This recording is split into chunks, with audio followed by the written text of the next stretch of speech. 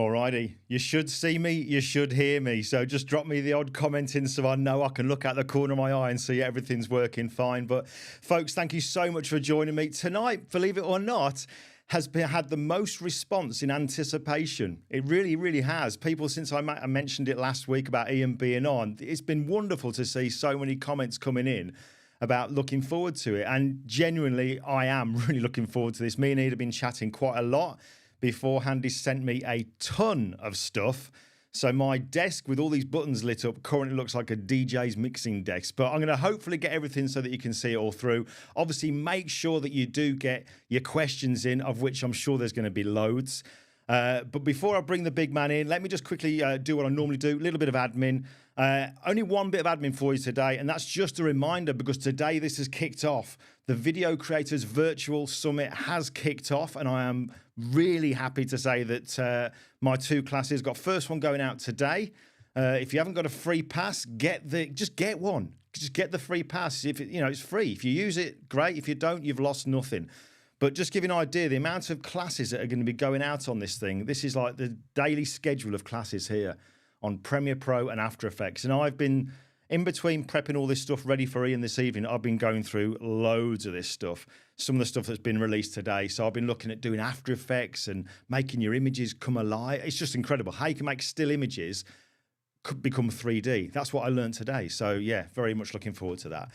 But, right, let's just waste no time because we're going to need as much as we can get tonight with this. I've got a feeling this is going to be a continuation after this one, and we'll be back on. But before I bring him in, I've put together a quick slideshow, as I like to do, just so I can introduce you to some of his images. If you've never seen any of them, you're going to see plenty more this evening. But let me just quickly play you this 1 minute slideshow, and then we'll get Ian in.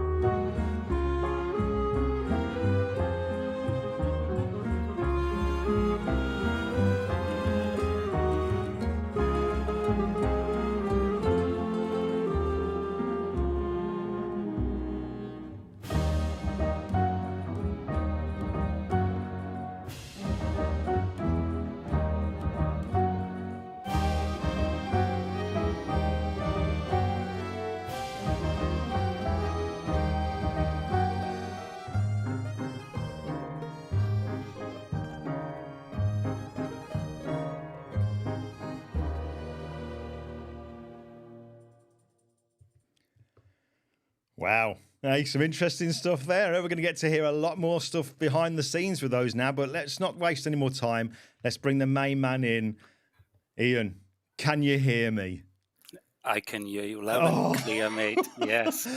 I was saying to you before we started that ever since I had that YouTube live with Rick, and for some reason, when I introduced him to everybody, he just couldn't hear me. And I was like, I've got this kind of, I hate the word, anxiety when we do these now that it's not going to work. But good to know you can hear me and see me. So thank you. Thanks so much for doing this. I don't know if you can see the comments, mate. There's loads coming in.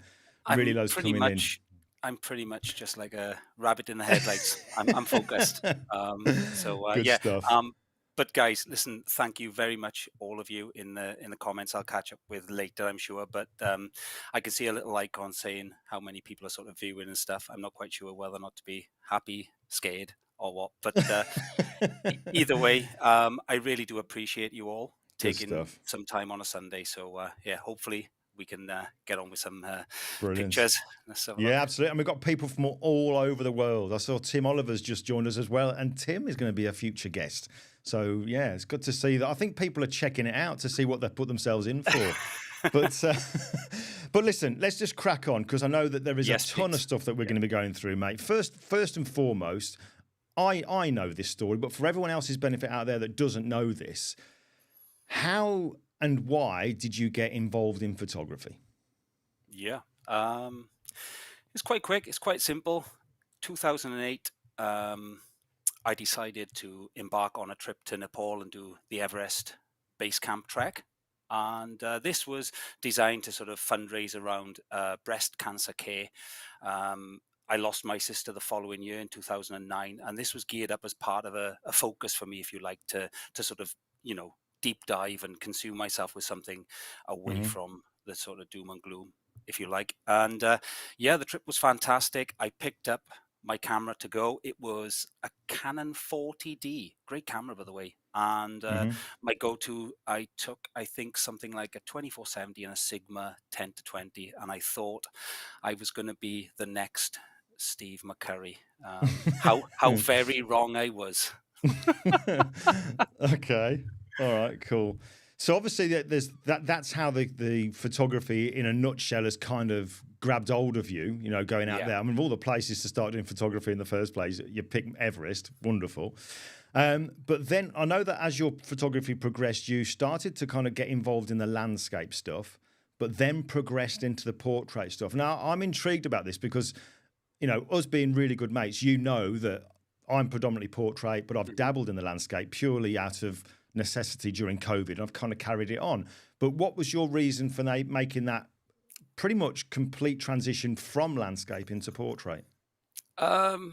Being stuck in the snow in Glencoe with awful weather, awful conditions in the UK, and realizing that sometimes the British landscape and British weather sucks. Yeah. I think everybody has probably gone through the process of discovering their own style, and I think it's a natural process that you have to go through.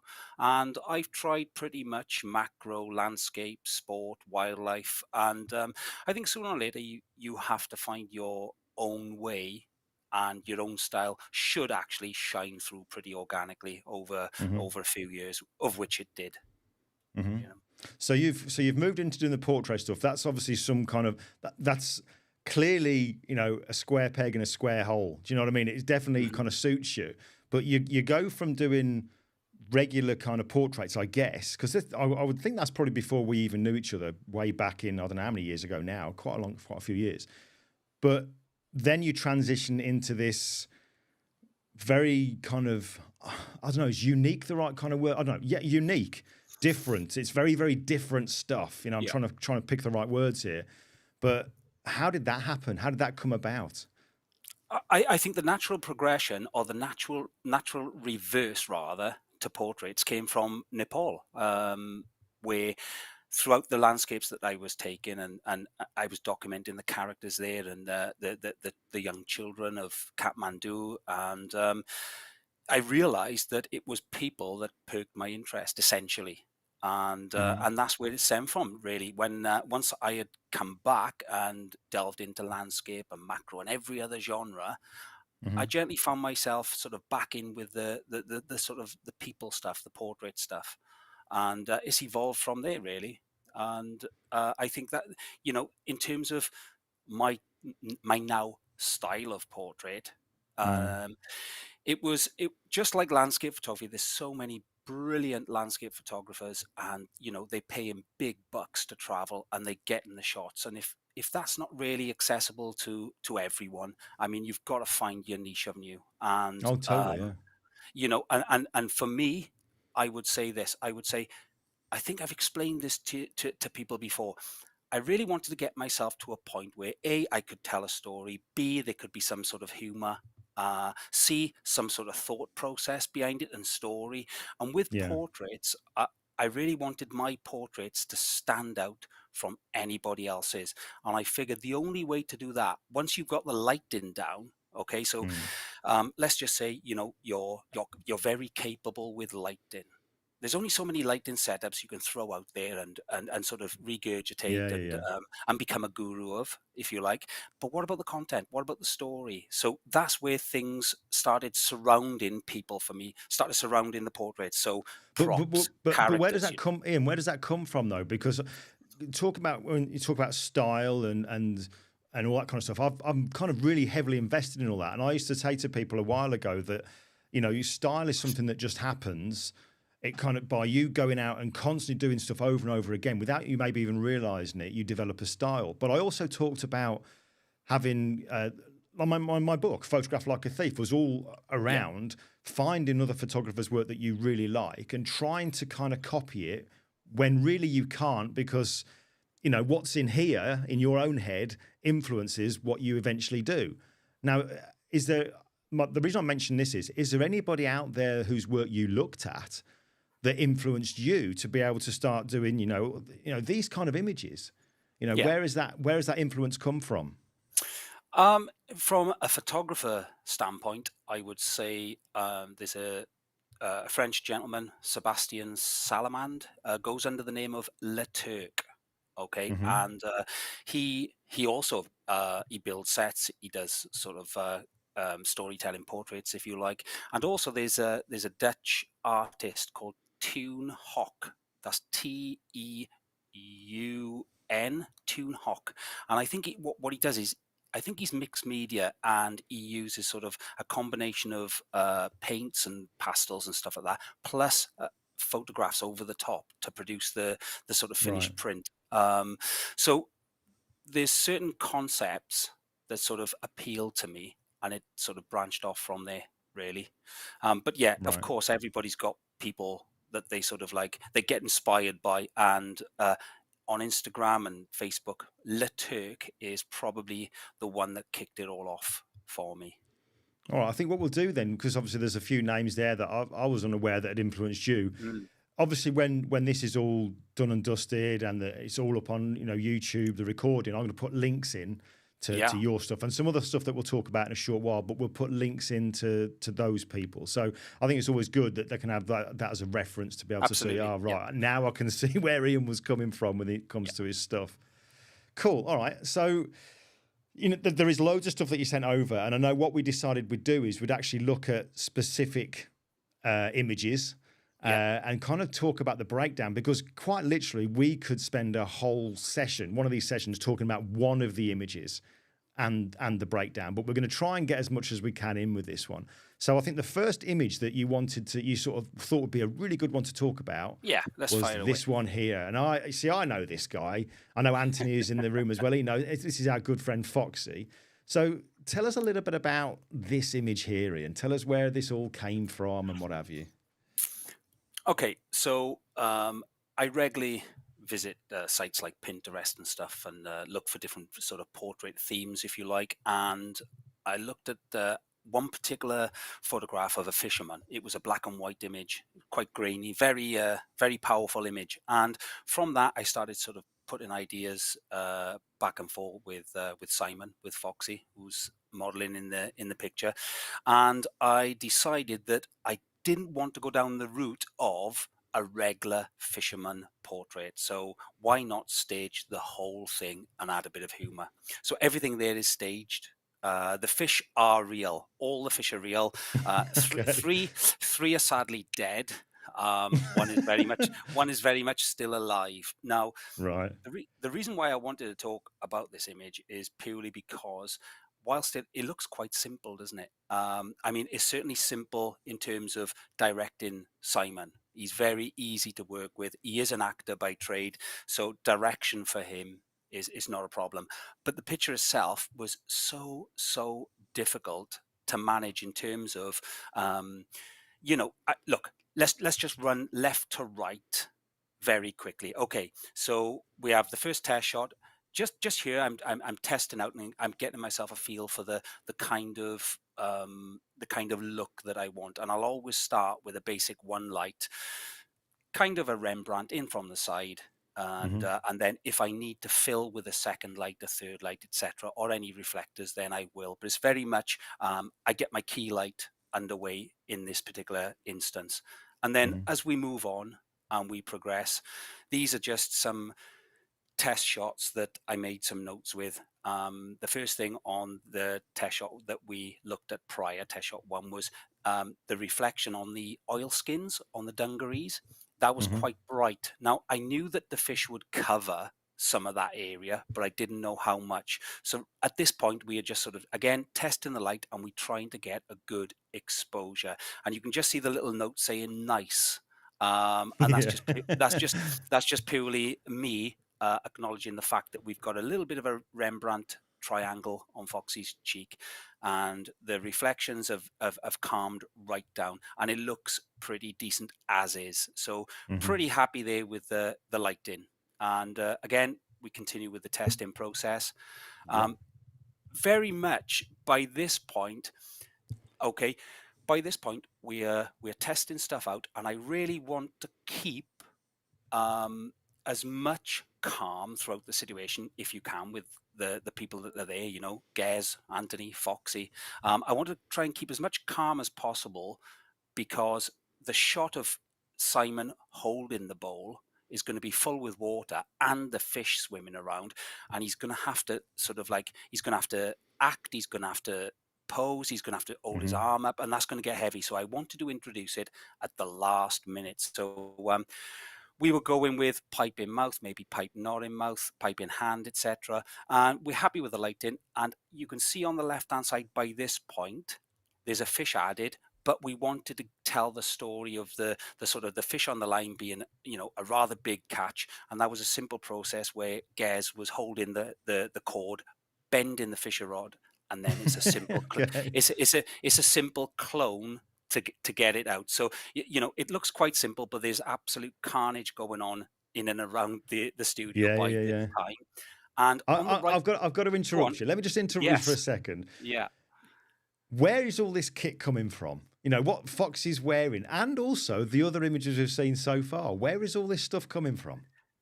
eBay, asking word of mouth. It's sometimes quite difficult to explain yourself to people when you're asking for certain stuff. And yeah, I went to in South Wales. We have a small village called Pontypool, and I went to the fish market there and picked up the fish, etc. The hair and makeup artist Sarah, I think she sourced the goldfish. Yes, and yeah, we had so much fun doing this.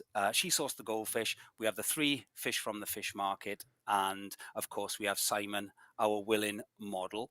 But if you go back to the test shots, Glyn, this particular one, you might just see on the right hand side now. Okay, if you look at his oil skins, you can see a new reflection on his leg and up his sort of waistline there. So if we compare that to right, okay, the one before maybe. So that one, oh yeah, I see what you mean, yeah. Okay, because we have because we have a problem here, and that is the goldfish bowl lighting the fish, making sure that the viewers can see the fish. There's a lot going on. So test shot number 3 was the second light. There we go. Okay, and by this time he's pretty much in pose, apart from the fishing rod. The composition I'm dead happy with. The feather in the light is fine. Sort out the light reflection. That was one of the biggest problems, because usually I know there's probably a lot of people on this sort of webinar now, on this live, saying, well, you know, you can just clone things out, and indeed you can. But what happens when you put water inside and you put a fish inside that's swimming around? It changes the whole dynamic, because you're going to be cloning reflections out and going over the top of a fish, etc., blah blah blah. And if anybody knows me, they know that my Photoshop skills are limited. And well, do you know something? I'll rephrase that. Not so much limited, but I mean, everybody's got a process, but I try to do as much in camera as possible. So the basics probably the basics of like layer over layer, masking away. But I leave well alone things like composites and the pen tool and everything else. You know, I know I've tried many times in the past to try to get you on it, but you're not having any of it. No. Fair play to you. No. So you can see now by this point, Glyn, we are pretty much there. The only thing now in my mind is to transfer get Gaz on the left hand side with the fish bending the fishing rod. Get I think it was my son-in-law at the time, my son-in-law Jack. He wheeled the fish and the water in. Foxy's there hitting the pose, and I think we pump a bit of smoke in as well. And I think that's pretty much the sort of, well, simple short story behind a studio full of carnage, really. Behind that image there.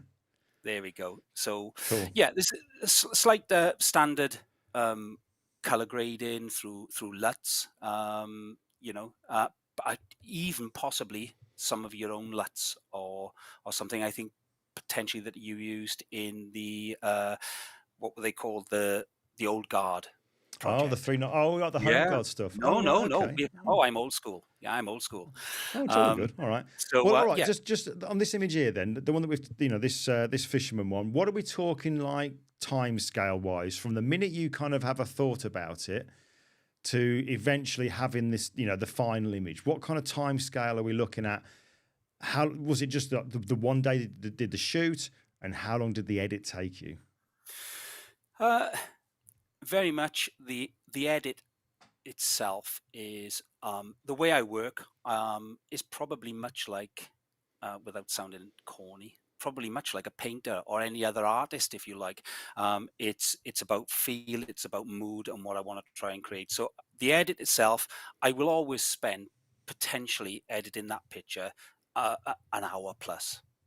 Yes, I'm very slow, I'm methodical, I want it to be right, but pretty much, let's just say an hour or more. In terms of locating the kit, you're looking at things like eBay for the fishing hat and Amazon for the dungarees. I went to the garage next door and I tipped oil all over the dungarees because the mood I wanted to try and create was a fisherman on a trawler. He's been down in the bottom of the boat, fixing the engine and repairing and stuff. So you've got all this blood and guts and all sorts over his Oscars. Because believe it or not, they were brand new from Amazon or eBay. I can't remember which, but they were shocking yellow, and of course that would have caused conflict in the image to me anyway.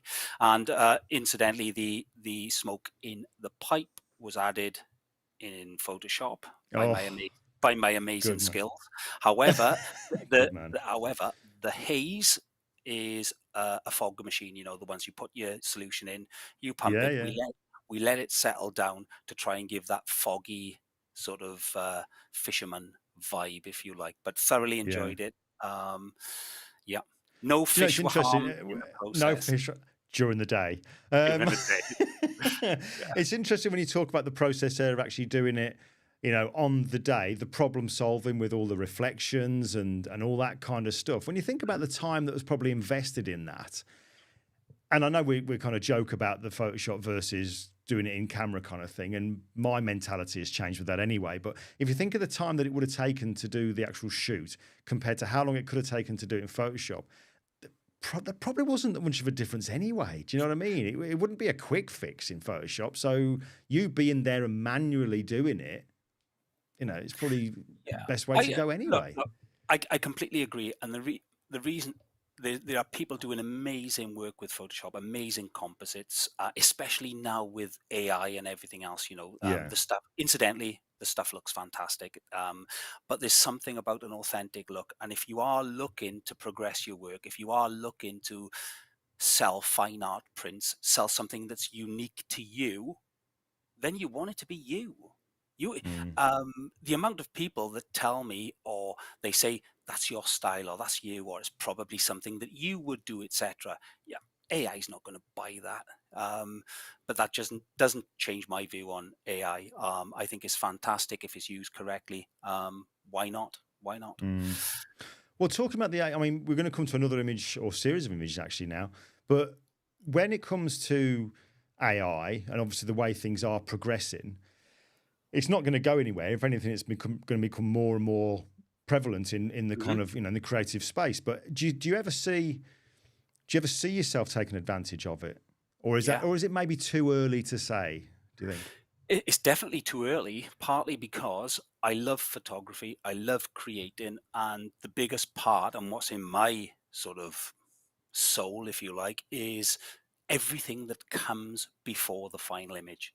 The fun, the stories, the mistakes, the mishaps. Where'd you get that from? What are you trying to take away from something? And not only that, don't forget that now there's never been a better time in documenting what you're doing. You've got social media, you've got small GoPro cameras, Osmo gadgets, you've got everything at your disposal to record yourself, your journey, and everything else. So essentially, if you are going to do a series of images, a body of work, the amount of stuff that you can put together to support that body of work, and then even sell as a pack.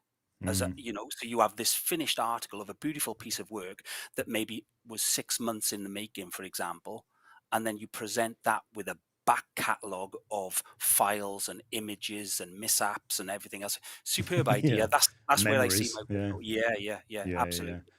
All right, cool. Well, let's move on then. Let's have a look at this image here. We're not going to go too much in detail about this, but there is a couple of things I want to ask you about this. I'm going to try and be clever here, segue into something. But this is Let's go, mate. Let's go. This this series of images here. Now, what do you call this series? Well, the series came together where I tried to combine portraits with set building, if you like. And Right. they are individual portraits. And the first portrait that I did was the middle portrait, which is by sea. Okay. Right. And that was a set build. You could see me there in a replica Holland submarine, which was one of the first wartime submarines. And then as an offshoot from that, I thought, why not do a series? And then the series grew. And the one on the left then, the motorcycle, that was by land, by sea, and on the right-hand side, by air. So they come together in a fantastic triptych, really. And yeah, again, very easy to do, minimal Photoshop work. The image that you see on the right-hand side, for example, we made the backpack. Incidentally, listen to this. Incidentally, the goldfish bowl that was used in the previous image is now on top of the backpack on the right-hand side image. Can you see it? I can see. Oh God, There we go. yeah. So Lovely there we comment go. there from So Ross McKelvey, by the way. Yeah. So basically, we flushed the goldfish down the toilet and then used the bowl. No, we didn't. No, you didn't. No, you did. Do not say that.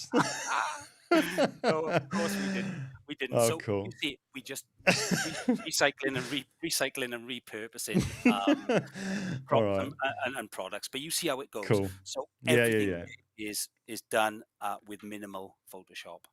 Well, I'm glad we kind of show that one there, because I know there's one thing that we wanted to quickly mention about was the set building, the fact that it's not just character portraits that you're doing here that kind of have this. I think wacky is the wrong word, but it's really characterful. Do you know what I mean? And there's an element of humour in every image in these. Absolutely. And we know where that's come from, but the set building side of things, where does that come from? And I mean, I know that Anthony's going to be laughing here, but is that something that you've kind of done as a profession, or are you kind of Mr. DIY, or what? Where does all that set building come from? Where do you get the ideas and the actual thought of how to build this stuff? Okay, well, first and foremost, I am a qualified carpenter, painter, decorator, builder.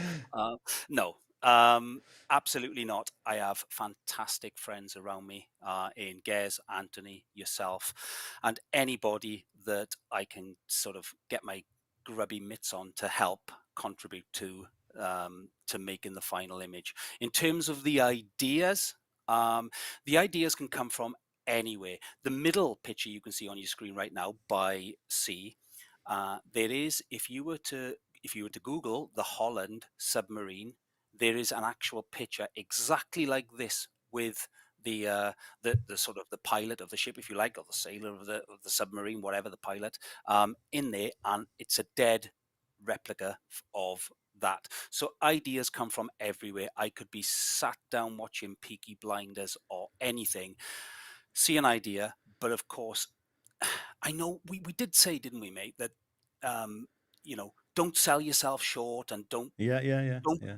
become a comedy or this, that, the next thing. But guess what? You know what? There's a lot to be said for making people happy viewing your work. There's so much. Totally. There is. Yeah, I mean, I think you know what I'm coming from when I say don't put yourself down and kind of. All that kind of stuff. Basically, what my whole thing was, and I think Dave Clayton's in the room as well this evening in the chat there. The whole thing was about don't take yourself seriously, but take what you do seriously. Do you know what I mean? Absolutely. And that's I think that's a really, really important thing. And clearly, that's the way that you are. But sometimes I think I don't know, maybe, I don't know why you do it, but you do sometimes kind of say, oh, no, I can't do this, I can't do that. When I think people who are watching this would clearly disagree that you can do this and you can do that. is what I'm getting I at. absolutely no, I couldn't agree more. What I will say is, regardless of what you think when you view the images, I hope I bring a smile to your face. Anybody with any sense should see some quality in the storytelling and should see some quality within the images. Um, when it comes to taking a picture, whether it's a portrait, and anybody that's modeled for me, uh, they're usually friends, volunteers, and sometimes I just literally grab hold of people and introduce myself, Hmm. and we take it from there. But essentially, you know what? There's laughter, the kettle's on in the studio. There's all sorts of carnage going on. But have a guess what?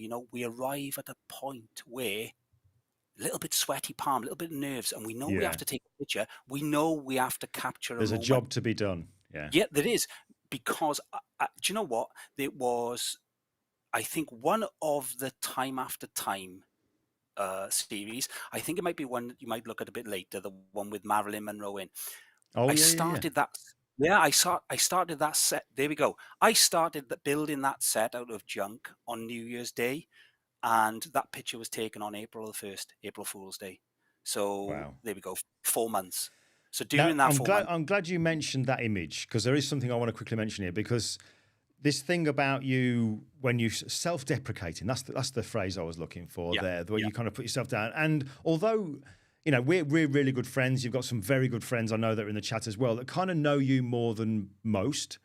hmm Probably not as much as Gez knows you, but we know you more than most, and we know that really there's kind of like there's this kind of jokey side to you, and really there's a very, very serious side to you, and quite a deep side to you when you kind of, how do I come across, and what do people think of this and people think of that?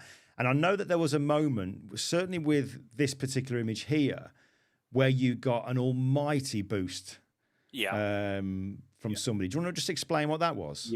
yeah. Well, first of all, if you there are so many people that can light good portraits, so many people that can light good scenes. Joe McNally, you've got all these off-camera flashes, this, that, and the next thing.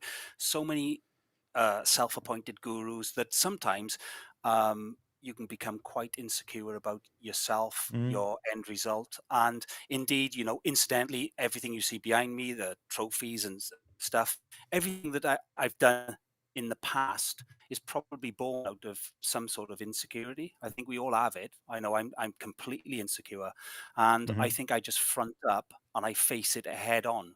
I mean, to get on a bodybuilding stage and you're under crackers, you must be crackers. But I want people to In know that it's fact, probably I've got a picture of that. There you go. yeah. There you There we go. go. I There we don't look go. like that now, but the bottom right hand corner is a bronze medal from last year's Natural Bodybuilding World Championships, and the others are from wins also that year. So yeah, you try and face things head on, and have a determination about you. But going back to the picture Hmm. again. When you see the picture and you scan around, let me just do a quick left to right for you, okay, Yeah, guys? yeah. On the left-hand side, the orangey yellow bubble, that's a washing machine door turned inside out. There's two of them there. And then you have a couple of desk lamps. And as you come across towards the center, you can see some air vents, oscillating fans, old keyboards and monitors, old plastic pipework that's been grunged up, etc., etc. And then on the right hand side, the time capsule portal. If you have a look at the door, you might recognize it as a commercial bin lid, garbage lid.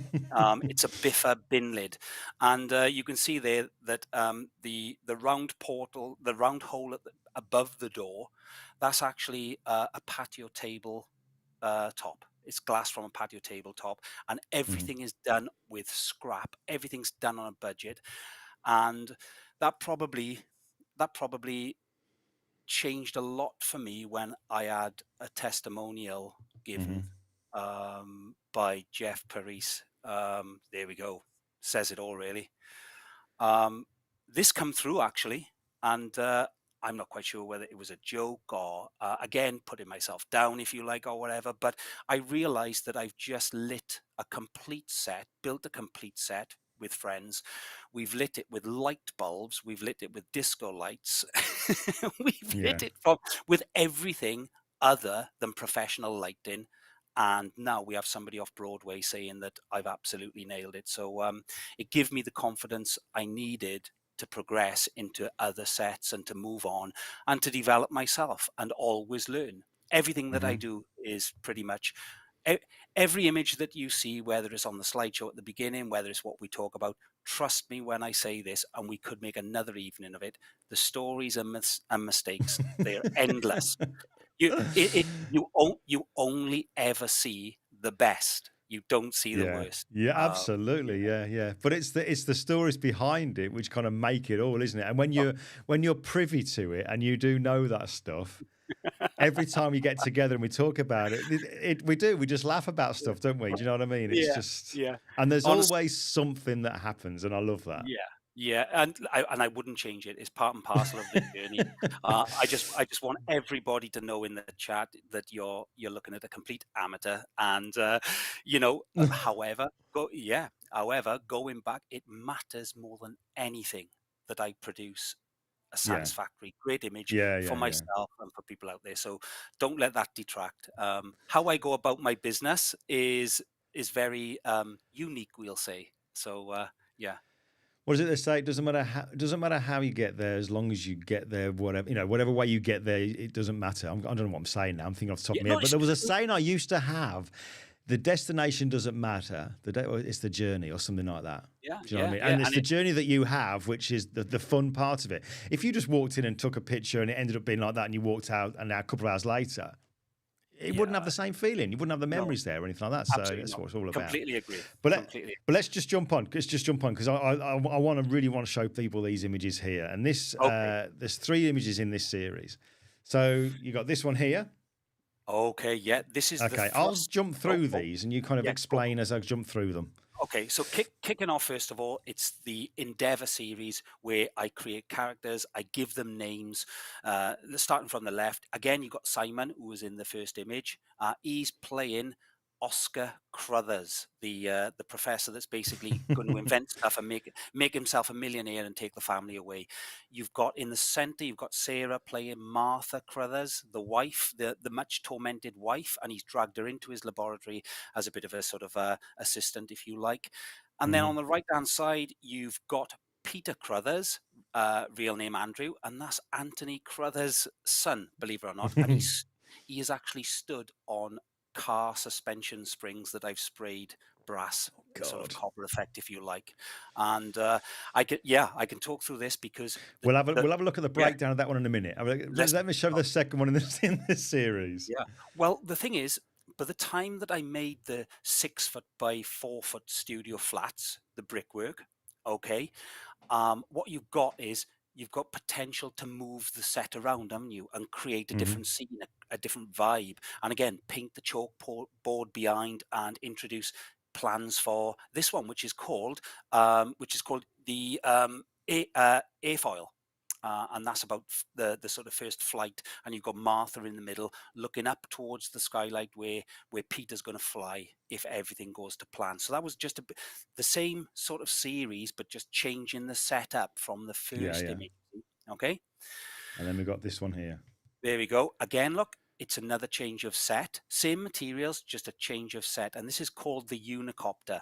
And you can see the unicycle with a bedroom fan as the propellers on top, with some plastic pipework coming out and all sorts of nonsense. You can just see the old monitor and the oscillator machine down at Simon's feet. They were taken from the old Time After Time series. Again, you've got things like desk fans sprayed up and all sorts of going on there, and different sort of patterns in pipework. And you've got Martha bringing the professor a cup of tea while he's trying to get things right. But if Peter on the right hand side pedals hard enough, I'm sure that he's going to take off up through the skylight and on to better things. Maybe not. Well, there's 3 images in that series there, and I know that there's one in particular that we'll kind of break down now, because you've sent over some brilliant kind of behind the scenes building stuff. So what I'll do is I'll bring up the image just here. This is the one we'll go through. And I'm going to Okay. try. I'm going to just while I quickly have a look at that. Let me just bring up this here. Let's just share my screen now. This is where the Okay. multitasking really comes in now. So we want the Endeavour series, and thrust is the name of the image that we're going to go for. And here we go. Cool. Right. Let's just press the space bar to bring it in. So Ian, talk Okay. us through the actual build then. Okay, we'll get a wiggle on with this. So on the left hand side, you've got a bookcase that was actually made by Anthony, who's in the chat. Very good friend. He's one of the clan, the small group of us. He And is. in there we have bought from a school an old sort of the old chemistry lab bottles, and behind the bottles I filled them with water, and I've added food color to these bottles, and I've just backlit them with some I did LED wonder light. how you got that colour in there. Yeah, it's wicked, isn't it? Yeah, And yeah. then we've got the burner with the candle underneath. This is just a quick snapshot of the set as is. And then as we move along, the chalkboard in front, there's lots. It's not just gobbledygook. Well, it is gobbledygook, but there we go. There's a lot of stuff in there that makes sense, right? You've got people's initials. If you have a look in the top right-hand corner, you'll see a pair of scissors. That is just basically a tribute to my good friend Terry, who was in one of the slideshow images at the beginning. Anybody that's followed me over the years would have known that he passed. And yeah, there he is. What a guy. So he passed 2017 now, and he was massively inspirational. Great model, great friend, and he was indeed a barber for 50 years. And then as you move along, look, you've got the rockets, you've got all different bits, but there are if you have a look at the center, it's a bit of a story of my life. You've got the words ifs, buts, and maybes. So everything's relevant there. Some people who know me will know there's messages in there for them, and they'll understand it. But it gives a good sort of a good focal point, a good base for the image. Underneath then, we have desk fans that have been sprayed up, etc., and any bits of old junk that would tell the story, essentially. The floor is just treated wood that's been butted up and put on a frame and dropped to the floor. That's not the original floor. And then the 6x4 flat has just been wallpapered with grey brick wallpaper. Plastic water pipes, again sprayed copper, and lots of pipe work going on there, just to try and create the professor's lab, if you like. Yeah. Again, that's just pretty much what we're doing now. Is you can see on the left hand side, the smoke machine is getting ready to rock and roll. Okay. Then you can see on the right hand side, you can see Peter Crothers' rucksack with his Thrust Mark 1 rocket pack, and you can see on top the vacuum cleaner hose pipe. we really go all out on budget, guys. So yeah, we know how to spend. I'd like to say that that Sony give me a £15,000 budget for this, but have a guess what? It was done off the scrap heap. So the cable coming from that backpack is actually oh dear. Honestly, I know some say I crack myself up. It's actually a shower. Oh yeah. That you Of would. course it is. Yeah. You're right. It's from a shower. So that Peter holds in his hands as if it's some sort of remote to trigger the backpack. Whoosh, Right. straight up. Do you know when just quickly looking at the stuff that you use to kind of play the part of a certain thing within your image, even that just shows how creative you are. Do you know what I mean? To think, well, we could use that and we could use this. I mean, some of the stuff in there is just completely random. To be able to say that that would be good for X and Y and Z, it's just unbelievable. Honestly, you know, when I'm out and about and I'm driving, etc., there's nothing safe. I'm always scanning, always looking for new props, for new bits and pieces, and stuff that I can use. So yeah, my mind's always ticking overtime, and I don't know. I always see life through. Not through a lens, but there's always opportunity to create something. And you know, honestly, the worst thing that I can do is have a day job.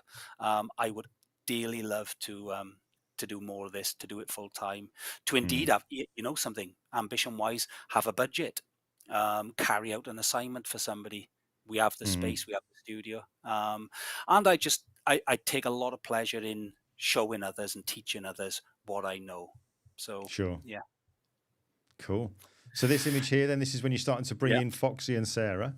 Absolutely. The way I work is this was taken with a Canon 5 DSR, so I'm conscious about the if you're photographing multiple people, what happens when some are further back, some are further forward, etc., Mm. and they're off the plane, you know. So I was very conscious here not to have a shift in lens. I was using a zoom lens, and if I was to focus on Sarah at the back and then refocus on Foxy, the lens shifts somewhat.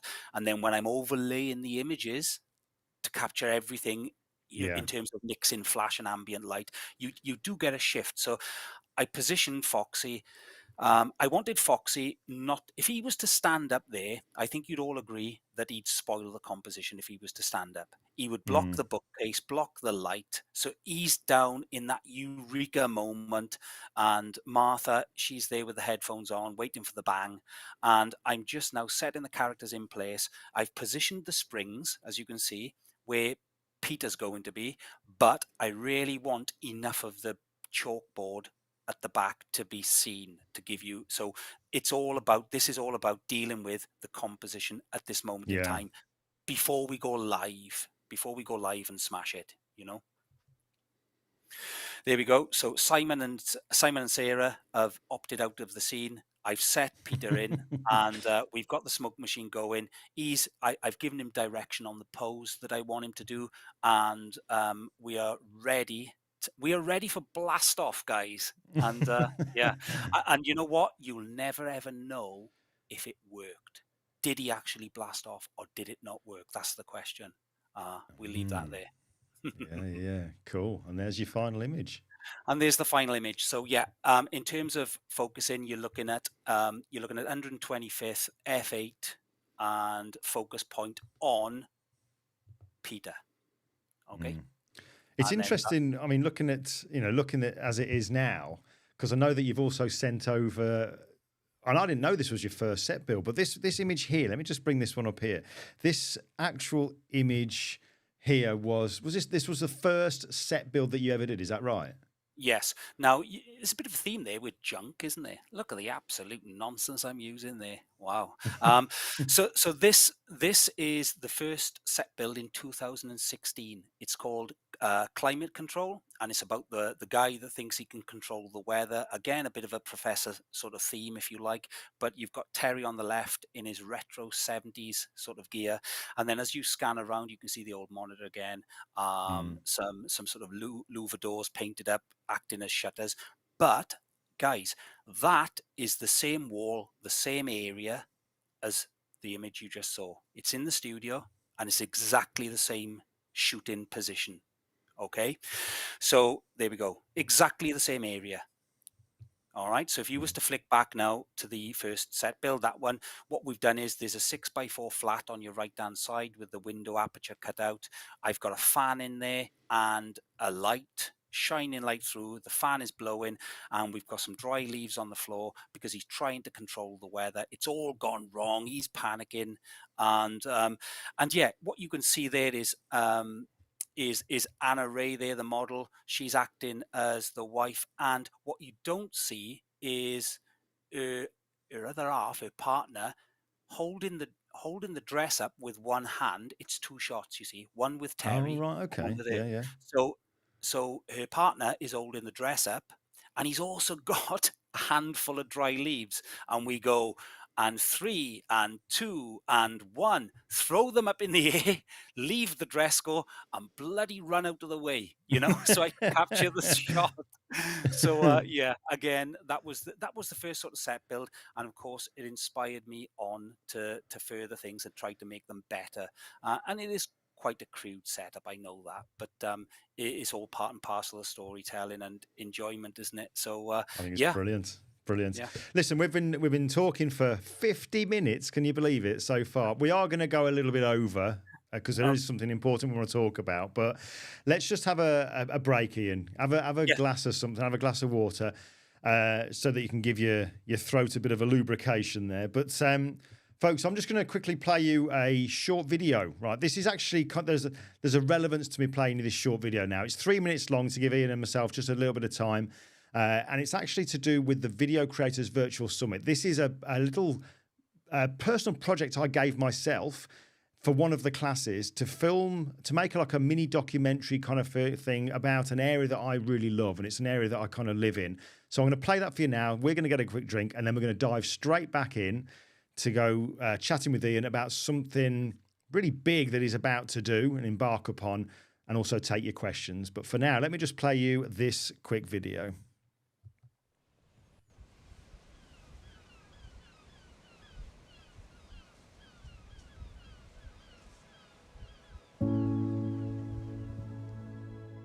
This is Lyme Regis,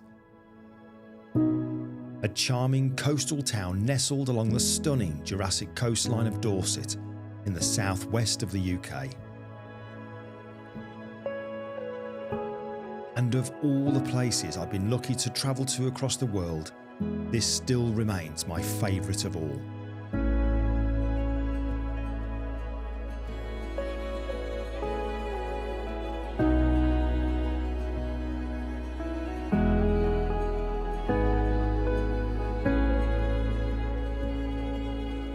A haven for artists, from the vibrant hues of the houses to the rugged cliffs that frame the town, Lyme Regis is a visual masterpiece.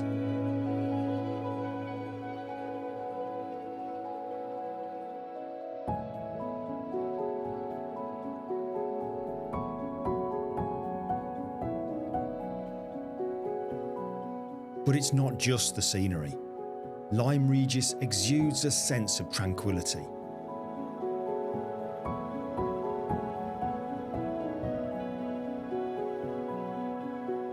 No matter what I have on my mind, no matter what I'm working on, spending time down by the harbour and the Cobb, or just grabbing a coffee sat on a deck chair whilst watching the world go by with the sound of the waves crashing against the shore, and everything slots into place.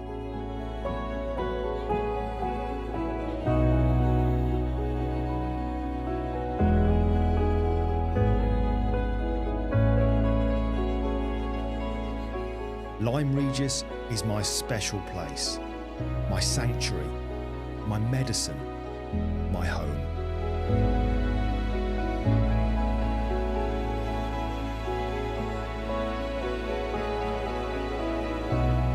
Maybe it's all the great memories from over the years when we used to visit whilst on holiday. Maybe it's the culinary delights from fresh seafood straight from the harbour to quaint cafes. The beach, the exchange of smiles with passers-by, the warmth and friendliness, the sense of belonging.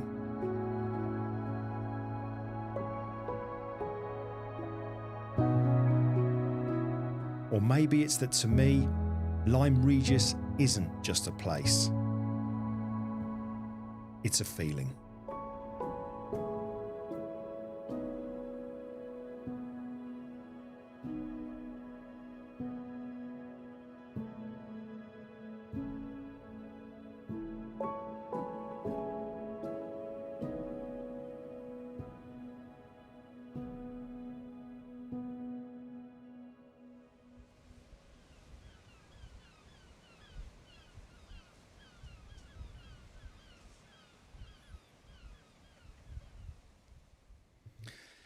Alrighty, so that's a class that goes out on the 21st, showing exactly how I did it, all the little bits that go into it, the planning, the prepping, which I did use AI, believe it or not, for the planning side of things. So all be revealed in the class, which you can watch for free.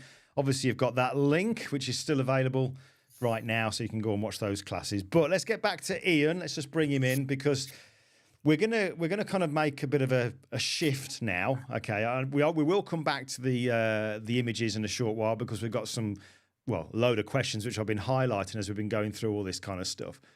But you look like you're going to say something. Yeah. Guys, I'm busting to interrupt. I'm busting. Go on.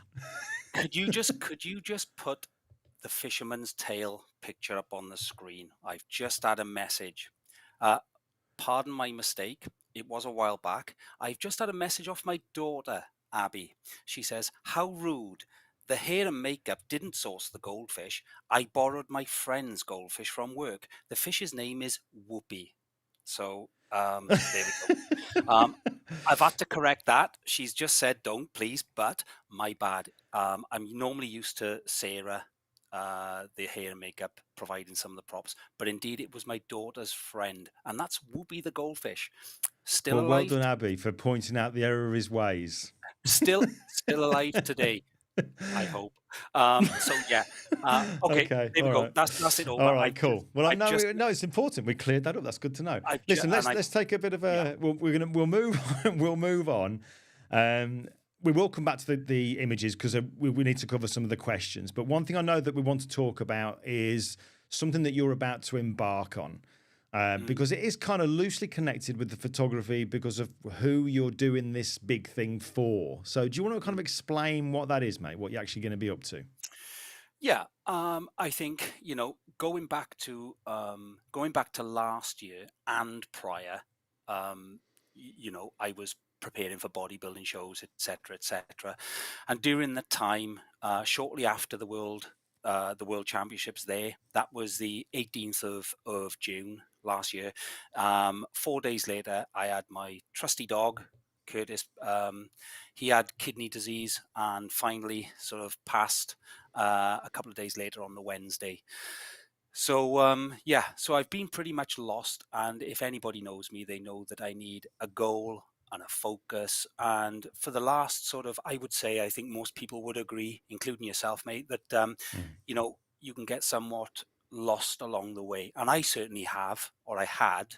But now I've got a new goal, and it's connected to dogs in a way. Mm-hmm. But I was going to do this trip anyway, and that is I'm attempting in September to summit Mont Blanc, Western Europe's tallest mountain, and I need to get fit for it basically. So this is with a company called Adventure Base, and I'm not that stupid. I have a guide because I've got no experience with ropes, climbing, crampons, ice axes, or anything else.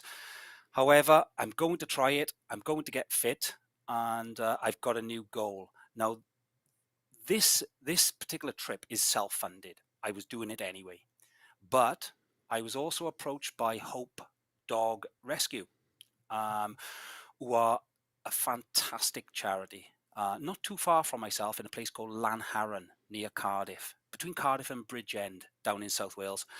So they do a tremendous amount of fantastic things for dogs. And during the COVID pandemic, they've become inundated with dogs, stray dogs, new laws, etc. And sort of like we reached out and decided to try and do something together. And the first thing they said was, why not try and raise funds? So this isn't something for myself or anything else. So I created a Just Giving page and just recently kicked that off. And there we go. Look at that. 555 £555 for Hope Rescue. And there's Brilliant. a bit of a story there, mate, and you can go and support not myself but Hope Dog Rescue. I'm going to do it anyway, by hook or by crook. I'm going to have a go. So in terms of the new plan of attack relating photography to this, it's now going to be all about the vlogs, the connections with Hope Rescue, going down there and hopefully photographing some dogs. So the new venture will be dog portrait photography as well. So if anybody out there has got any lighting techniques for dogs, etc., listen, I'm all ears. So yeah. Well, do you know what? Funny you should say that. I mean, we were talking about this briefly yesterday, weren't we? Because obviously me, you and Anthony, it only seems like yesterday that we were together. But we were obviously in the studio and we were using the LED. And one thing we haven't touched on today is kit, really. I know you've kind of briefly mentioned a little bit about it, but talking about the photograph from the dogs, is LED, because I know you're predominantly strobe, the flash going off. Yeah. Is LED something you might consider for the dogs? Has to be. Because, in this case, if it was a trained pet, most people's pet, perhaps they wouldn't be too alarmed by a flash going off. But when you're looking at rescue dogs and dogs of a nervous disposition, then the last thing I want to do is spook the dogs, you know. And so definitely constant lighting could potentially appear and make a sort of a feature of it, especially being quite portable and the fact that I'm able to get set up quick, because of course I'm going to have to go there. It's not a question of getting dogs in the studio. These things are going to be have to be set up essentially on point with this. This is my kit. If we are looking, my kit is very basic. It's a Sony A7R4 with a 24-105 lens, and I've also got this is a 7 Artisans 50mm lens, manual focus that we use for some of the video footage. Really, really good, especially the studio video footage. 𝐁𝐸, he takes charge of the video editing and stuff. So everything you see on my YouTube channel, honestly, don't fret. It's not done by me. I'm just the mug in front of the camera. Okay. My good friend 𝐁𝐸, he's responsible for editing through by hook or by crook the rubbish footage that I give him. So he also works with a Sony camera. And we usually just box off 2 cameras, go in and get some studio footage. And yeah, there is one vlog. Who does vlogs? I know that word. It's one of those words that kind of just gets in my stomach, and I'm not. I'm vlogging. Yeah. I'm an influencer. No, I wanted to share this. Yeah, I just wanted to share this with everybody, and I don't want to say the word journey.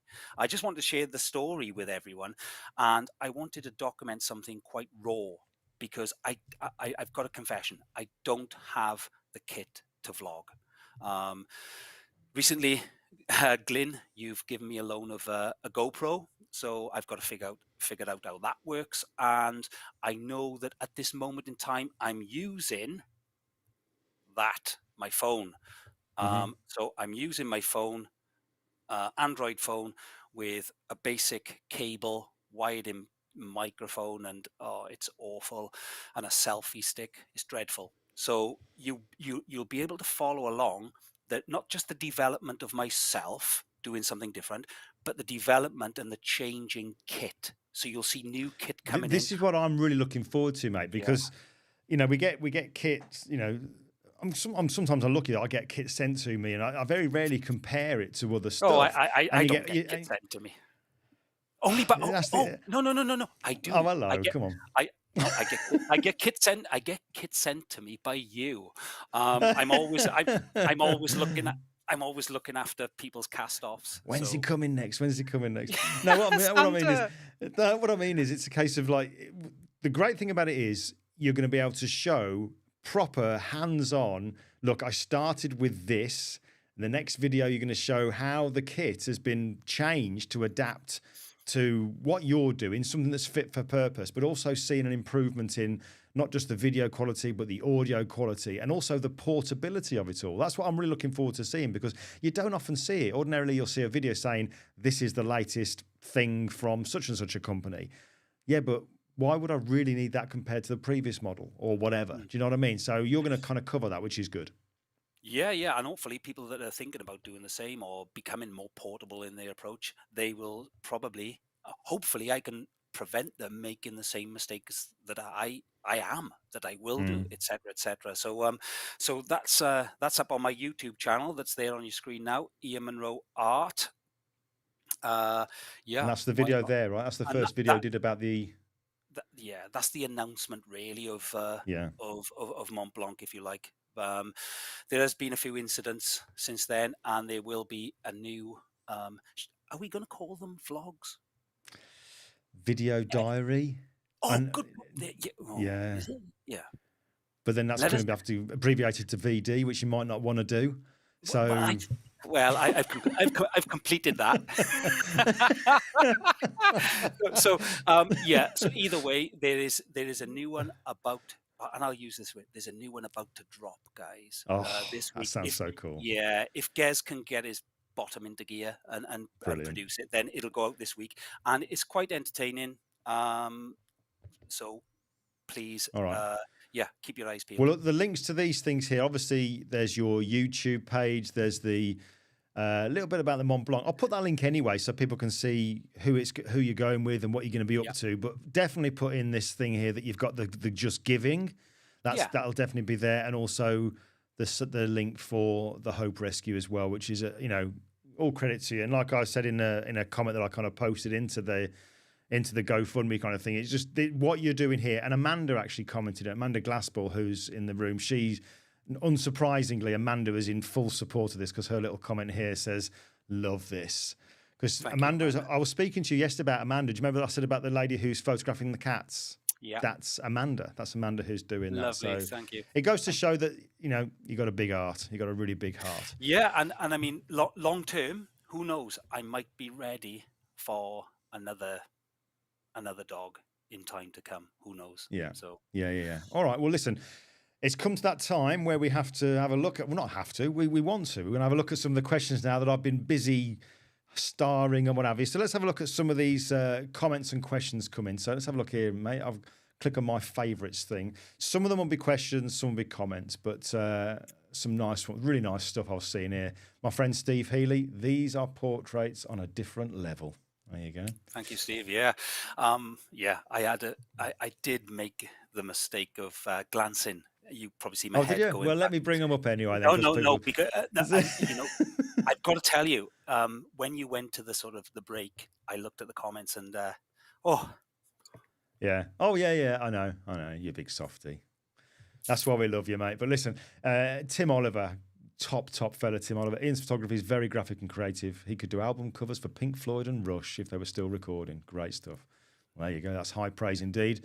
Thank you, Pete Evans, I think you might have answered this, but because you said about friends and stuff, but where do you find your models? Because they're not always friends, are they? And I'm thinking about a certain person that was walking and you just stopped the car.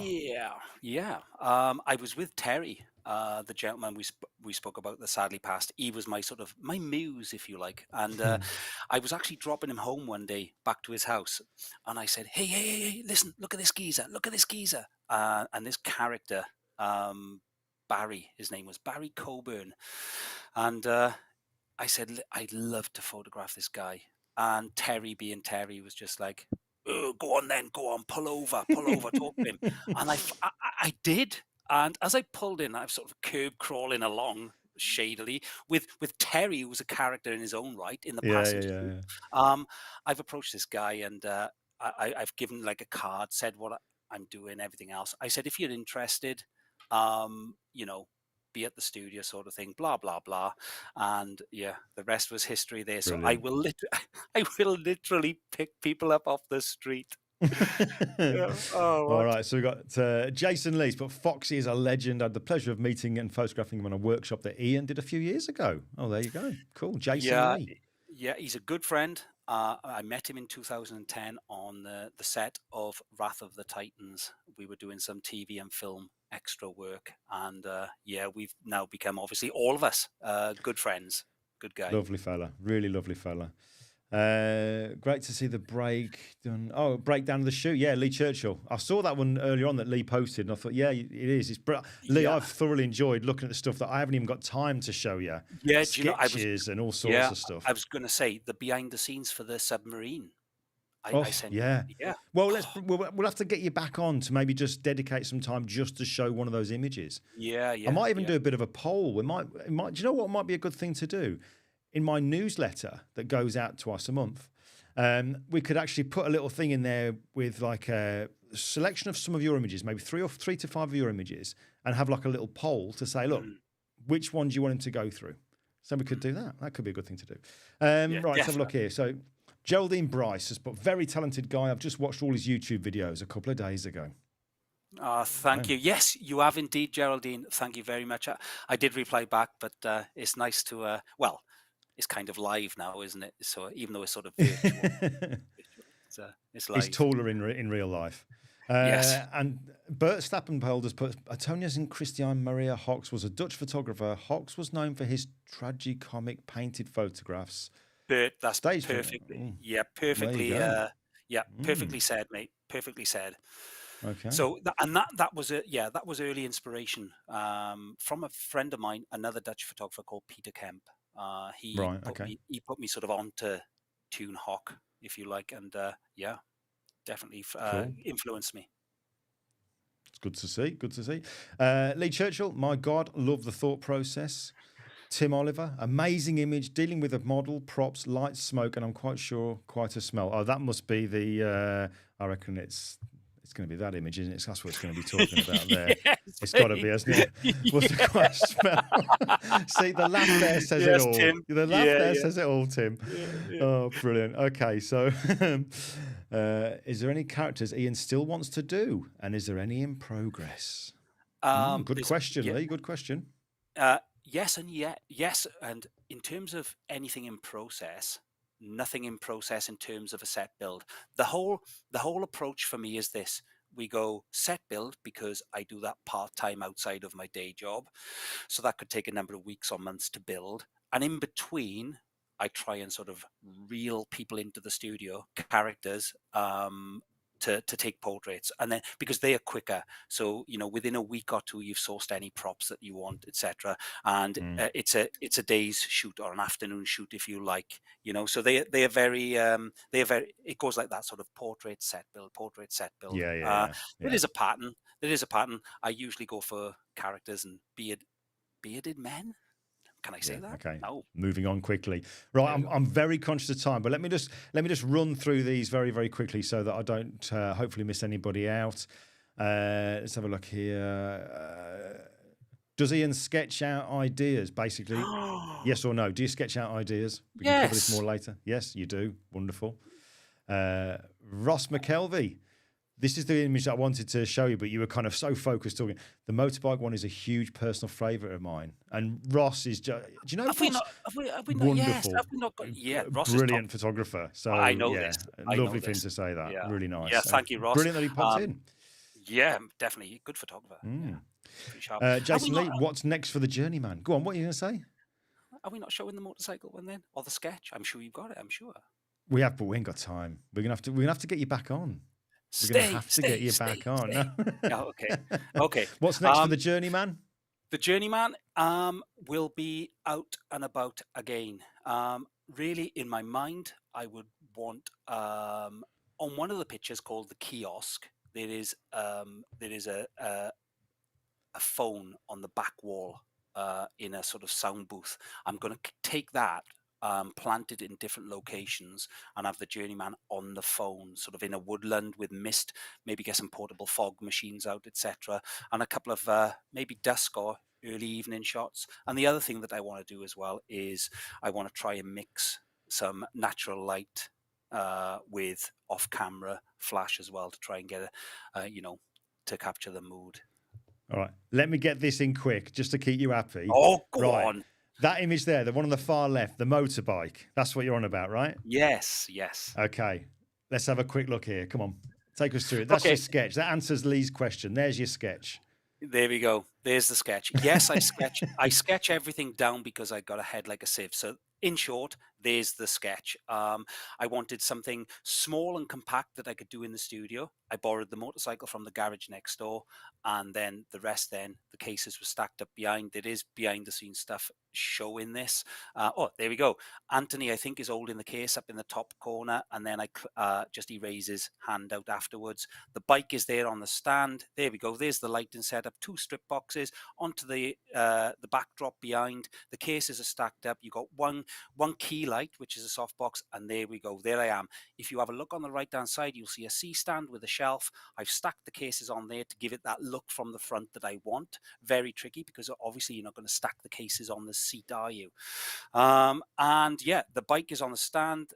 There's me clowning around, so you get an idea for the set. Again, it's in the studio. The monitor is in portrait mode because I'm on self timer here, so I'm watching myself on the screen. I'm watching myself on the screen so that I can actually pose and I know that I'm getting the pose right. The far strip box you can see, that is a light that's got a grid on the front that's just lighting the backdrop. The strip box on the right-hand side, that's fill light, and the key light is the soft box. There we go. It's a grey floor in the studio, and I basically took a picture of a road and overlaid it on the grey floor as well. You can see there. And I think, Glenn, I watched one of your tutorials doing the invisible horizon line. Simple as that. There you go. Yeah. Yeah. And, I'm not yeah. going to show that. And that. Oh. Oh. And that's me in tight trousers trying to mount the bike. Yeah, the video's still playing on my end here. That's Ian wearing very tight trousers. That's why he kept catching. Didn't even remember that was there then. But listen, there's so many comments and questions. Still more I could bring in. I want to just ask you one more before we kind of call it. Yes. And it is from Ross. It's from Ross McKelvey. Are you looking for that one shot from each setup and idea, or have you produced more than one from any? So the setup that you've got, is it one, or do you kind of milk it? No, thanks, Ross. I milk it now if possible, mate. Purely because of the time, and even though I use junk, there is an initial cost. So by the time you buy in little bits and pieces, 50 quid here, 30 quid there, it builds up. So with the Endeavour series and the Time After Time series, I did the Marilyn Monroe one, I did a Freddie Mercury one, and I did a Alfred Nobel scene. I tried to get a series out of sort of one set, if you like. I did make the mistake. The first two setups, the climate control you showed earlier, and there was another one called the ejector inspectors. Both those set builds, okay, they were one-off. And then you realize then that you're taking the set down, you're disassembling stuff, you're throwing stuff away, and it can be a waste. So now, there we go, the ejector inspectors. I'm actually, guys, they are my rancid legs with varicose veins, and I'm actually sat on a crossbar going up the top. It's there's no composite there. Okay, so yeah. And please tell me that there's makeup on your legs, though. God. No, they're awful, aren't they, mate? That's years of playing football. Oh, dear. But there we go. Right. So, yes, cool. I try and get a bit of a series going now. You live and learn. I'm amazed that we're managing to call it a day now, because there is so much more.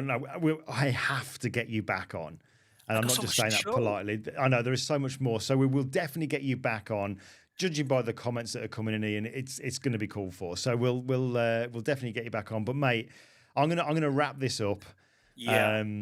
Because this face needs beauty sleep, so it's very nearly my bedtime. So I want to just say, I know you're one of my closest friends, but listen, thank you so much for doing this. Just brilliant. Thoroughly enjoyed it, mate. Thank you. Absolutely flattered to be here, mate, friend or not. It's a big deal for me. It's a big thing. So thank you very much. And yeah, I have made a mistake of glancing over comments and. Not at all. No, you're welcome to it. All right. Thank you. Stay where you are in the green room. I'll see you in a mo. But folks, make sure that you do check out Ian's stuff. I'll put all the links into the recording. That tends to be it'll be pretty much available straight away. But tomorrow morning, once YouTube's done its processing, I tend to cut out the 5-minute countdown at the start, and then I can add the details into the video. And all the links will be in there. There'll also be a link over on my website. And just talking about my website, make sure you sign up for my newsletter. It seems to be getting a really good response, the way that the newsletter's doing now. And it just comes out twice a month. So that's due to come out a week Monday. Another one coming out week Monday. There's articles that are specifically for it. But want to finish off just a couple of things. Last thing to let you... Oh, no, a couple of things, actually, yeah. First one is, who's the guest next week? It's a friend of mine called Gary Nichols, who I have not spoken to for a long time. In fact, I looked in the Facebook Messenger, and it said 2013 was the last message. But he assures me we have spoken since then. But Gary's going to be on. And in the similar vein to Ian, there is a little bit of a link there. Like, Ian is very much somebody who does his thing. Ian doesn't go out to... His goal is to amuse people and make them have a nice reaction to the picture. But ultimately, the pictures he creates are what he loves to do. And that's the same with Gary. Gary's made an incredible kind of business out of creating images that are really kind of off the wall. It's very much into the steampunk stuff. So I'm looking forward to chatting to Gary, seeing how that all progressed. Don't forget, the Video Creators Virtual Summit is now up and running. Today's the first day. So if you get a free pass using that link, you'll be able to look at the stuff that came out today for the next 48 hours. And obviously there's a lot of classes coming out every single day for the next 5 days. But folks, thank you so much for joining me for this one. I've thoroughly enjoyed it. Clearly you have. I look forward to getting Ian back on. So for now, I love you and leave you. Thanks again. Don't forget to subscribe if you haven't already. Always helps with the growth of the channel. It's like a little freebie you can give us just to say thank you, I guess. But that's it. I love you and leave you. I'll catch you next time.